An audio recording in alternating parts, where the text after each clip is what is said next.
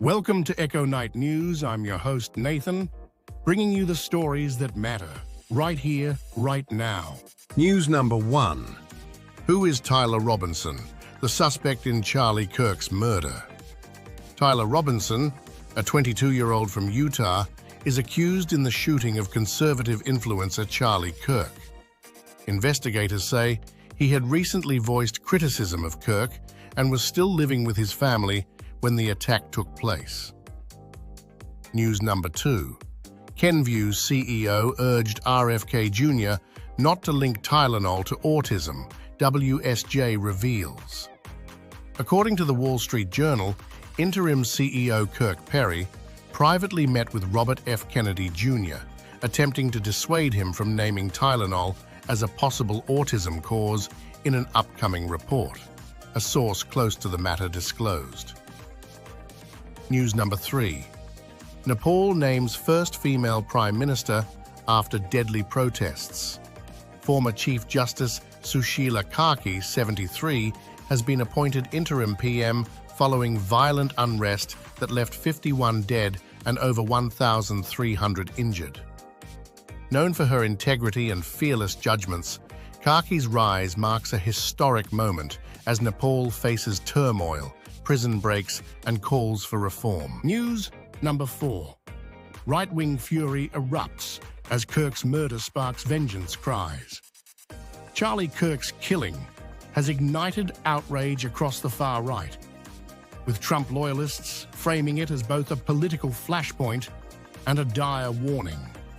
Many see the attack as a direct strike on conservative influence, intensifying fears over America's escalating violence.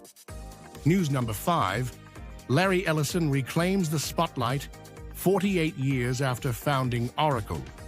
Fortune teases whether Ellison could soon be the world's richest man, while Businessweek hails his comeback, declaring him cool again. Once dubbed Silicon Valley's bad boy, Ellison now basks in a long-awaited moment of triumph and revenge. News number 6. Bank of Canada set to slash rates September 17th, more cuts expected. A Reuters poll shows most economists predict a quarter-point rate cut as Canada's job market softens and growth stalls. Analysts also foresee at least one more reduction next quarter, signaling a deeper shift in monetary policy ahead. News number 7. Death toll in Nepal's anti-graft protests soars to 51. Police confirmed Friday that the nationwide demonstrations against corruption have turned increasingly deadly, with the death toll climbing to 51 in just days of unrest. News number 8. Ex-Premier League referee Coote faces court over child image charge. David Coote, once a top-flight referee, appeared in court Thursday, pleading not guilty to accusations of creating an indecent image of a child. News number 9. England crush Serbia 5-0, edging closer to World Cup berth. England dominated with a relentless display, sealing a 5-goal triumph. Serbia's misery deepened when Milenkovic was shown red in the 73rd minute, capping a night to forget. News number 10. Israel targets Hamas leadership. Some leaders killed, others remain. On Tuesday, Israel struck Hamas leaders in Qatar, intensifying its offensive against the Palestinian militant group, while some key figures managed to survive the attack. News number 11. Nigeria postpones new tax law to 2026 over cost of living concerns. Finance Minister Wael Eden announced Tuesday that the proposed tax reforms, including a 5% fuel surcharge, are delayed until January 1st, 2026, aiming to ease public fears amid soaring living costs and widespread economic strain. News number 12. Trump administration rolls out immigration crackdown in Massachusetts. Authorities have begun operations to arrest and deport undocumented immigrants, with the Department of Homeland Security stating the focus is on criminal aliens. according to reports from the New York Times and Boston media on Saturday. News number 13. Woman who bit off rapist's tongue, acquitted after 61 years. Choi Malja, a South Korean woman, was finally vindicated at 79 after being convicted in 1964 for biting off her rapist's tongue in self-defense. The court ruled her actions proportionate, marking a landmark victory for self-defense rights and reform in how sexual assault cases are treated. News number 14. This country will steadily embarrass you.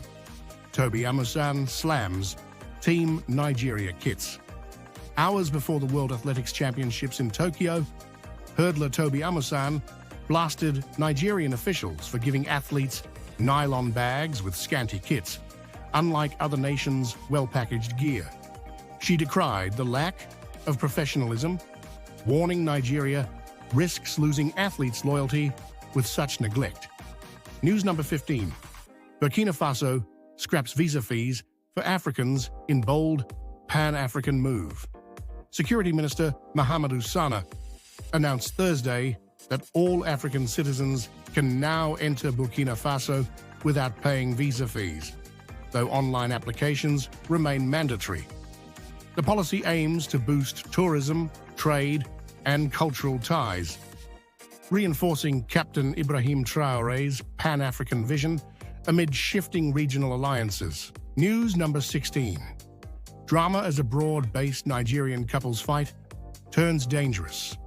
A viral video captures a heated clash between a Nigerian couple overseas, spiraling out of control when the wife suddenly brandished a knife during the altercation.